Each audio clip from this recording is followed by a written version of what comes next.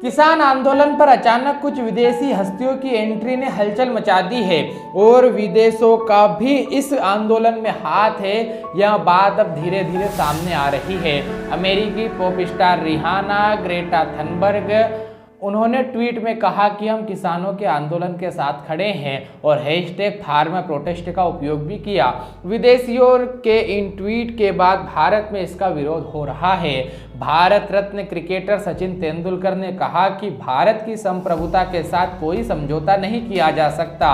भारी ताकतें दर्शक हो सकती है लेकिन प्रतिभागी नहीं। इस पर गृह मंत्री अमित शाह ने ट्वीट किया कि कोई भी प्रोपेगेंडा भारत के भाग्य का फैसला नहीं कर सकता।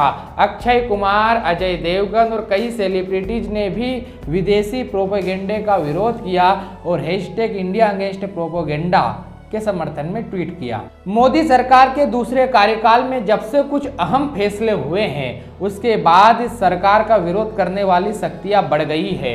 किसान आंदोलन को राजनीतिक स्वार्थ के लिए उपयोग करने वाले लोग अपनी राजनीतिक इच्छा के चलते पहले गणतंत्र दिवस के दिन, महत्वपूर्ण दिन, दिल्ली में जिद करके किसान परेड का निकालना और उसमें उपद्रव होना व उसके बाद विदेशी सेलिब्रिटियों का ट्वीट करने से किसान आंदोलन की साख कमजोर हुई है। लेकिन क्या वास्तविकता में इन विदेशियों को भारत के किसानों की चिंता है? क्या ये कृषि के बारे में जानते भी हैं? क्या इन्होंने कभी कानून पढ़े भी हैं या फिर ये कोई षड्यंत्र है? आज यही बताऊंगा। नमस्कार, आप रियलिटी देख रहे हैं, मैं अमन व्यास हूं।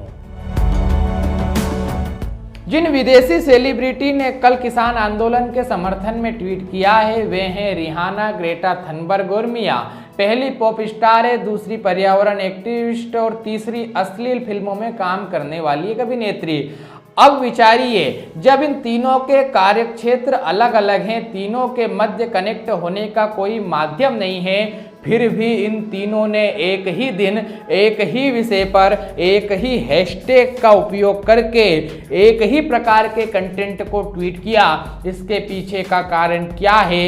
इनके मध्य इकोसिस्टम का काम किसने किया?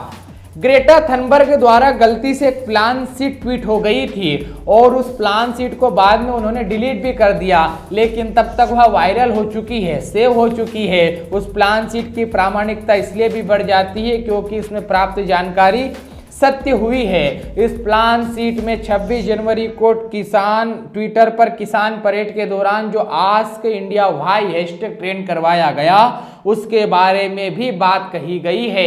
एक मैसेज के माध्यम से कहा गया कि 25 जनवरी तक फोटो, वीडियो व अन्य सामग्री इस ईमेल पर भेजिए ताकि 26 जनवरी को ट्वीट करने के लिए सामग्री मिल सके।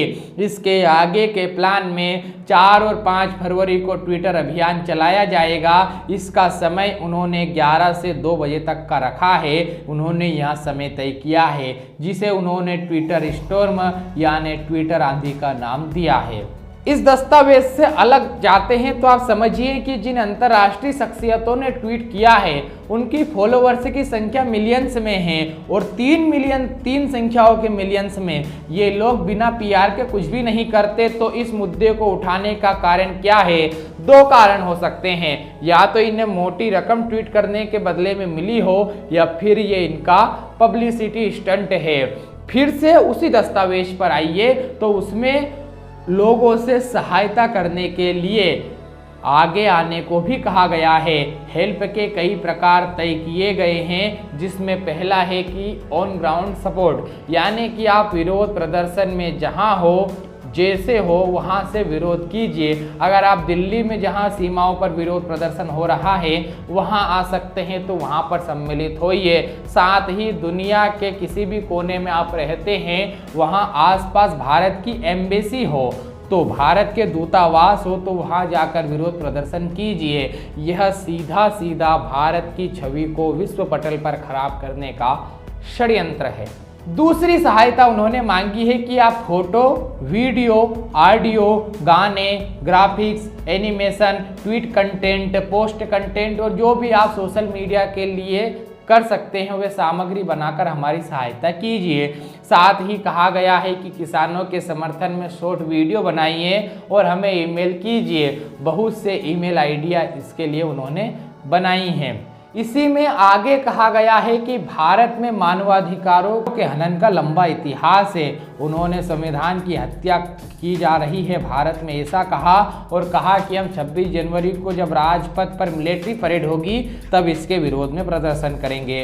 उन्होंने दुनिया भर में 23 से 26 जनवरी तक एक साथ ट्वीट करवाने के लिए दुनिया भर में एक समय तय करके यानी मिशन की तरह हैशटैग ट्रेंड करवाने की बात कही है। इनमें हैशटैग फार्मर प्रोटेस्ट और हैशटैग आस्क इंडिया वाई जैसे हैशटैग सम्मिलित है। ये संयोग है या राजनीतिक प्रयोग की विदेशी सेलिब्रिटी ने जब ट्वीट किया तो उन्होंने फार्मर प्रोटेस्ट का उपयोग किया, हैशटैग फार्मर प्रोटेस्ट का उपयोग किया। इसके साथ ही हर ट्वीट में पीएमओ इंडिया नरेंद्र सिंह तोमर के साथ ही अमेरिका के मंत्रालयों के ट्विटर हैंडल को भी टैग करने की बात कही गई है। साथ ही कहा गया है कि हम ब्रिटेन के सांसदों से भी बात कर रहे हैं कि वे इसके लिए ट्वीट करें। इसको वे लोग अंतर्राष्ट्रीय मुद्दा बनाना चाहते हैं। इसका एक परिणाम भी सामने आया है कि ब्रिटेन की एक महिला सांसद ने ट्वीट किया है और उन्होंने कहा कि कृषि कानूनों का विरोध करने वाले 1 लाख लोगों के उन्होंने सिग्नेचर इकट्ठा कर लिए हैं और इसके बारे में अब ब्रिटेन की संसद में बहस होगी, क्योंकि ब्रिटेन की संसद में कानून है कि किसी भी विषय पर 1 लाख हस्ताक्षर हो जाते हैं तो वहां पर उसमें बहस होती है। बहुत सी विदेशी षड्यंत्र एक साथ परत दर परत खुल रहे हैं। 26 जनवरी को ट्रैक्टर परेड में फंडिंग भी शायद विदेशों से हुई हो, ऐसा हो सकता है। एम्बेसी को घेर कर भारत की छवि खराब करने का प्लान भी एक्सपोज हो गया है। थनबर्ग ने अपने ही आकाओं के पैर पर कुल्हाड़ी मार दी है, जो भारत के लिए अच्छी बात है। लेकिन बुरी बात यह है कि हमारी देश की राजनीतिक पार्टियां जब अपने राजनीतिक हित के लिए अपने ही देश की छवि खराब करने वाले विदेशियों तक को ठीक बताने लगते हैं तो तरस आता है। यह विषय सामान्य नहीं है, क्योंकि विदेश मंत्रालय तक को इस फेक प्रचार तंत्र को रोकने के लिए ट्वीट करना पड़ा और कहना पड़ा कि यह विदेशी प्रोपेगेंडा है और ये भारतीयों की अक्षुण्णता में विघ्न उत्पन्न करने के लिए लाया जा रहा है। विदेश मंत्रालय ने सबसे एक रहने का निवेदन किया है। उन्होंने 2 हैशटैग भी चलाए हैं। हम सबको भी इस फेक प्रचार तंत्र के विरोध में आवाज बुलंद करना चाहिए। साथ ही अपनी लड़ाई हम सुलझा लेंगे। विदेशियों की झूठी सांत्वना की हमें जरूरत नहीं। यह संदेश हम सभी को मिलकर देना चाहिए। धन्यवाद।